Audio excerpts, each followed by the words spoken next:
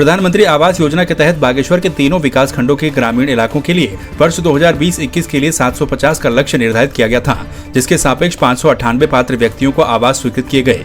शेष बचे 152 पात्र लाभार्थियों को भी औपचारिकता पूरी करने के बाद धनराशि स्वीकृत कर दी जाएगी। डीएम विनीत ने बताया कि इस योजना के तहत प्रत्येक लाभार्थी को 1,30,000 रुपए की धनराशि 3 किस्तों में दी जाएगी। पात्र व्यक्तियों को प्रथम किस्त के रूप में 60,000 रुपए उनके खाते में डाले जाएंगे। 2021 और 21-22 दोनों में जो हमारा लक्ष्य है वो 750 का लक्ष्य हमारा निर्धारित हुआ है जनपद का, और उनमें से हमने लगभग 90% की हमने स्वीकृति ऑलरेडी हमने कर दी है, जिनको आज प्रथम किस्त मिलने जा रही है। हर ब्लॉक से 10-10 लाभार्थी को बुला के उनको इस कार्यक्रम की जानकारी दी है। साथ साथ में उनको आवास जो स्वीकृत हुआ है उसका प्रमाण पत्र भी उनको दिया गया है। कॉर्बेट पार्क के पर्यटन जोनों में संचालित जिप्सी संचालकों ने कॉर्बेट मुख्यालय में पहुंचकर जमकर हंगामा करते हुए कहा कि पार्क में संचालित होने वाली सभी जिप्सी रोटेशन प्रक्रिया के तहत शुरू करवाई जाएं। चालकों का कहना है कि रोटेशन न होने के कारण कई जिप्सी चालकों को रोजगार से वंचित रहना पड़ता है। वहीं रोटेशन प्रक्रिया का होटल कारोबारियों और कुछ अन्य पर्यटन कारोबारियों के साथ ही कुछ जिप्सी चालक भी विरोध कर रहे हैं, जिसको लेकर पार्क के निदेशक के द्वारा दोनों पक्षों से सुझाव लिए गए हैं। सबसे पहले तो इन्होंने जो वोटिंग का निर्णय लिया है सबसे गलत लिया है। हमको कोई एजेंडा नहीं दिया इन्होंने कि ये एजेंडा होगा, ऐसे होगा, कुछ नहीं दिया। सिर्फ वोटिंग के लिए आ जाओ। हम वोटिंग के लिए गए तो वहाँ कुछ कोई भी नहीं था। रोटेशन वही चाहता है जिसके पास 2-3 कार्य और चल रहे हैं, इसके और व्यवसाय चल रहे हैं, तो वो इस व्यवसाय से फ्री होने के लिए रोटेशन की वो लगा रहे हैं। 2-2, 3-3 गाड़ियाँ हैं उन पर, अब खरीद लिए हैं तो चल नहीं रही हैं, तो बोल रहे हैं रोटेशन कराओ। किसी तरह उनका गाड़ी फिर चल जाएगा। जिसपे 2-3 व्यवसाय हैं वही चाहता है कि रोटेशन हो। हम रोटेशन के बिल्कुल खिलाफ हैं। देखिए, कॉर्बेट टाइगर रिजर्व में जो भी पर्यटन से संबंधी लोग हैं, उसमें कुछ लोग रोटेशन चाह रहे हैं और कुछ पक्ष जो है रोटेशन नहीं चाह रहे हैं। इस संबंध में आज वार्ता की गई है। दोनों पक्षों द्वारा अपना कुछ मत रखा गया है। दोनों पक्षों द्वारा अपने कुछ जेन्युइन कंसर्न व्यक्त किए गए हैं।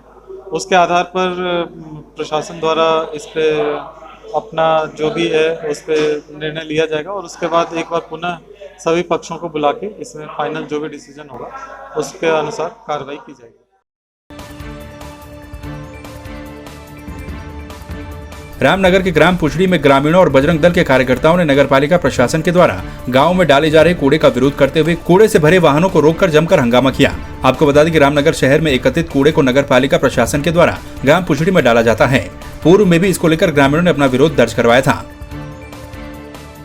इन्होंने जब कूड़ा डालना स्टार्ट करा था यहाँ पे, तब एसडीएम सर भी यहाँ पे आए थे, तो उन्होंने यहाँ पे हमें आश्वासन दिया था। पहले तो कूड़ा डालने के लिए हमने मना करा था। अंदर यहाँ मंदिर के सामने कूड़ा डाले जा रहा था, तो उन्होंने बोला था यहाँ पे कूड़ा हम डालेंगे, जो कुछ ही समय के लिए कूड़ा डालेंगे, उसके बाद हम नीचे कहीं ज़मीन मिलेगी वहाँ पे हम कूड़ा डालेंगे। यहाँ पे कुछ समय के लिए डालें, और वो भी इसके चारों तरफ दीवार की जाएगी, इसमें दवाई डाली जाएगी, कूड़े को दफनाया जाएगा।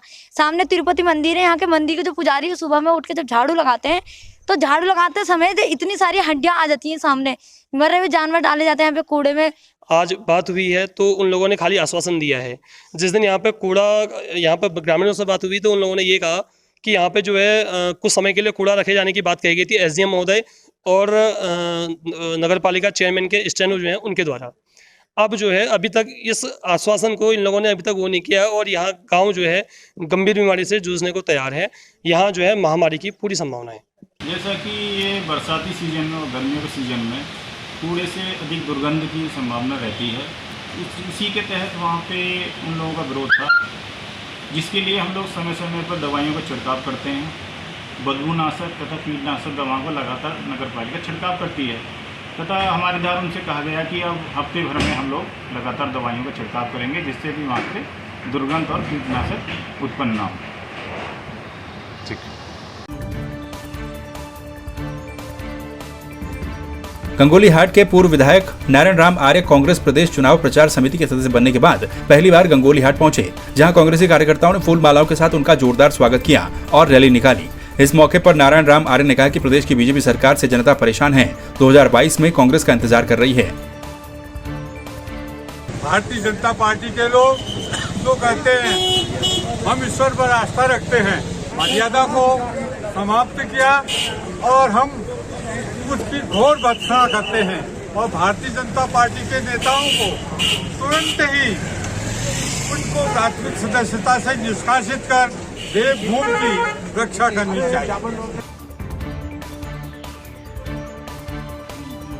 गंगोलीहाट पिथौरागढ़ मोटरमार्ग में पनार नदी के किनारे कुछ लोगों के द्वारा टीन शेड बनाकर किए गए अवैध कब्जे को गंगोलीहाट एसडीएम बीएस फोनिया ने जेसीबी से हटा दिया। अतिक्रमणकारियों को पूर्व में नोटिस देकर अतिक्रमण हटाने के आदेश दिए गए थे, लेकिन अतिक्रमणकारियों ने नोटिस देने के बावजूद भी अतिक्रमण नहीं हटाया, जिसके बाद प्रशासन के द्वारा ये कार्रवाई की गई।